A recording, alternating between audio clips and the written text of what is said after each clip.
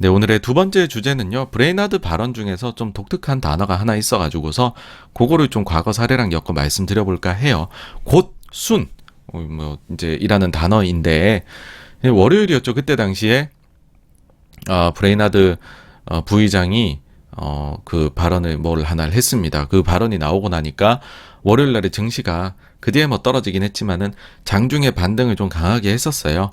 그, 발언이 뭐냐면 금리 인상 속도를 늦추는 것이 아마도 곧 적절해질 것 같다라고 했어요.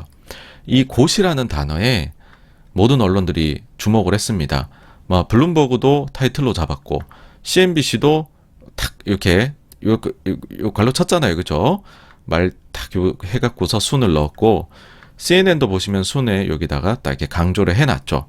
왜 그랬을까라고 하게 되면 이 순이란 단어가 상당히 족보가 있는 단어다라는 겁니다. 연준이 이제 사용하는 단어 중에서 몇 가지는요, 의미가 약속되어 있는 것들이 있어요. 내가 이렇게 하면, 그러니까 사인 같은 거죠. 약으로 치면은. 코를 두 번 문지르면 도루를 해. 뭐 이런 거랑 같은 거예요. 예시를 들어드리면은, coming meetings라는 표현이 있습니다. 이게 이제 향후 몇 차례 회의에서라고 해석을 할 수 있을 텐데, 요거는 어떨 때 쓰냐면, 가급적 다음 회의, 그러니까 다음 두 번째 회의에서 우리 이렇게 할게. 근데 진짜 그때 여의치 않으면 그 다음 회의에서는 할게 라는 단어예요. 2021년도 7월달 FOMC 성명서에 이 커밍 미팅즈란 단어가 나와요. 당시에는 최대 관심사가 연준이 테이퍼링 언제예요? 이거였었잖아요. 근데 테이퍼링에 대해서 표현하면서 커밍 미팅즈를 그 앞에다가 집어넣은 거예요. 이제 21년도 7월달에 처음으로요. 그러고 나서 정확히 두 번째 회의인 11월 FOMC에서 테이퍼링 공식 선언합니다. 그러니까 다음 두 번째 회의가 맞았던 거죠. 근데 2013년 9월에도 똑같았어요. 그때 FOMC 성명서에 coming meetings라는 표현이 또 들어옵니다. 테이퍼링 표현 앞에. 이때도 테이퍼링이 초미의 관심사였거든요. 그러고 나서 다음 두 번째 회의인 12월 FOMC에서 연준이 테이퍼링을 공식 선언을 하게 됩니다. 그러니까 요거는 다음 두 번째 거. 이렇게 볼 수 있는 거죠. 그럼 수는 어떤 단어냐라고 하면 요거는 바로 다음 회의에서, 근데 진짜 여의치 않으면 그 다음 회의라는 뜻이에요. 이 21년도 9월 달에, 그러니까 7월에는 연준이 당시에 이때 보시면은요, 테이퍼링에 대한 힌트를 연준이 무지하게 많이 줬던 시기예요. 이때가 거의 제가 사실 그때 당시에 올린 영상들 보시면 마치 제가 예언자인 양, 여러분 11월 달에 테이퍼링 발표하는 것 같아요. 그걸 계속 막 제가 영상도 만들고 방송 나가서도 얘기를 했죠. 그리고 실제로 11월에 딱 했을 때 막 이러면서 그거 어떻게 맞춰서 하셨을 텐데, 사실 너무나도 그거는 연준이 알려줬어요. 다음 두 번째에 나 할 거야. 그리고 7월 다음 회의가 9월이거든요. 그 다음 회의에서는 나 다음에 할 거야 이러면서 순을 넣은 거예요. 그러니까 그러고 나서 진짜 바로 다음 회의인 11월 FOMC에서 테이퍼링 이제 선언한 거거든요. 진짜 많이 흘렸다. 힌트 너무 좋다라는 거고, 마찬가지로 22년도 1월달 FOMC 성명서에서도 순이 등장을 합니다. 이때는 실제로 금리를 연준이 언제 올릴 거야, 이게 이제 관심사였는데 1월 성명서에 순을 딱 넣으면서 금리 인상 앞에, 표현 앞에 넣은 거예요. 그리고 그 다음 회의인 3월 FOMC에서 실제로 첫 번째 금리 인상이 나옵니다. 그러니까 이것도 정확하게 그 다음 회의라는 게 작동을 한 거죠. 자, 그럼 어떤 생각이 드세요? 브레이너드가 순을 넣어서 속도를 늦추자라는 얘기를 했잖아요. 그러니까 이 순을 다 강조를 한 거예요. 바로 다음 12월 회의에서 보니까 브레이나드는 0.75가 아니라 이제는 0.5를 적극적으로 주장을 하겠구나. 그게 이제 엄청난 힌트가 나온 거죠. 근데 뭐 다른 좀 소위 말해 영향력이 떨어지는 연준 멤버가 아니라 그 사실상의 거의 의장하고 삐까삐까 뜰 정도로, 왜냐면 이분 때문에 그 파월의 재선임 시기가 많이 늦어졌었잖아요. 그리고 이제 브레이나드는 민주당원이고, 그러니까는 이제 브레이나드가 힘을 좀 더 쓰나 막 이런 사람들 생각을 하는데, 이런 발언을 하니까 집중을 한 거죠. 네. 지금 이제 요거는 이제 75로 내려왔어요.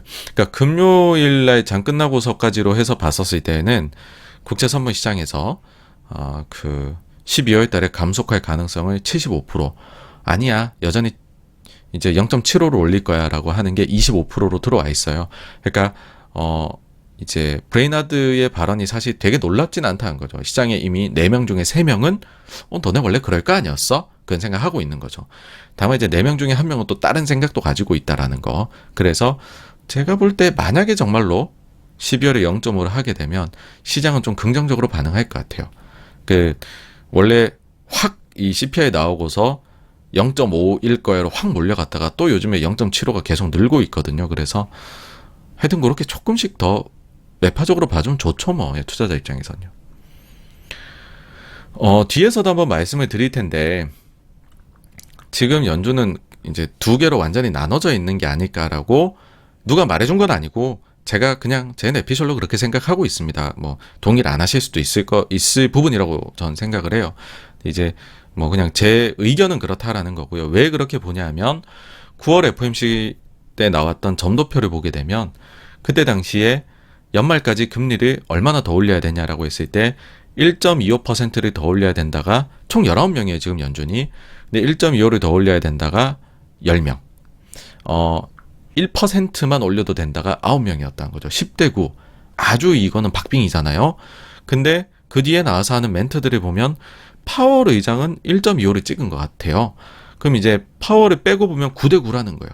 그러니까 굉장히 이거는 박빙이다. 근데 그동안에 비둘기파들이 목소리를 못 내고 있었죠. 인플레가 너무 높게 나오니까. 근데 인플레가 낮게 나오니까 막 순도 갖다 붙이고 이제 말도 좀 하는 거예요. 그러니까 쭈그리고 있다가 구석에 갑자기 내 세상인가? 이러면서 막 말들도 좀 하는 거잖아요. 그래서 적극적인 목소리 내지 않을까. 이번 12월에는 상당 경론이 펼쳐질 것 같고 그 전처전 성격으로 지금 연준 위원들끼리 누구는 매파적으로 얘기하고 누구는 비둘기 얘기하고 빵빵빵 싸우고 있는 것 같다. 그게 이제 저의 개인적인 생각입니다. 네. 그리고 이제 오늘 사실 요거를 뭐 커밍 미팅스나 순을 말씀드린 거는 제 생각에는 아까 요 말씀드렸죠. 요번에 보면 연준이 테이퍼링 할 때도 커밍 미팅자고 순을 다 썼고 그리고 요대로 공식대로 갔고 첫 금리 인상하기 전에도 순을 써서 공식대로 갔어요. 그럼 우리 그 다음 관심사는 언제 감속할 거냐, 그 다음에 언제 뭐 예를 들어 금리 인상 멈출 거냐, 아니면 먼 미래에는 언제 금리를 낮출 거냐 이것들이 남아있잖아요. 그때 제 생각에 아마 지금의 연준 스타일이면 커밍 미팅즈나 순을 또 쓸 것 같은 느낌이 들어요. 근데 그게 이제 성명서에 딱 나왔을 때 여러분들께서 제 방송은 사실은 매주 토요일이니까 즉각적으로 말씀드리는 건 아니잖아요. 근데 여러분들 중에서는 누군가는 이제 새벽에 보고 계시다 즉각적으로 반응하셔야 되는 분들도 계실 수가 있잖아요. 그러면 나 봤는데 코인 미팅이구나. 그거구나. 순위 그거구나.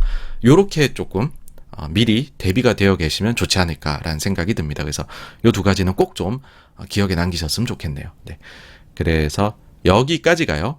브레인하드 발언에 대한 내용이었고요. 다음 이제 오늘 하이라이트죠. 블라드에 대한 발언으로 넘어가 보도록 하겠습니다.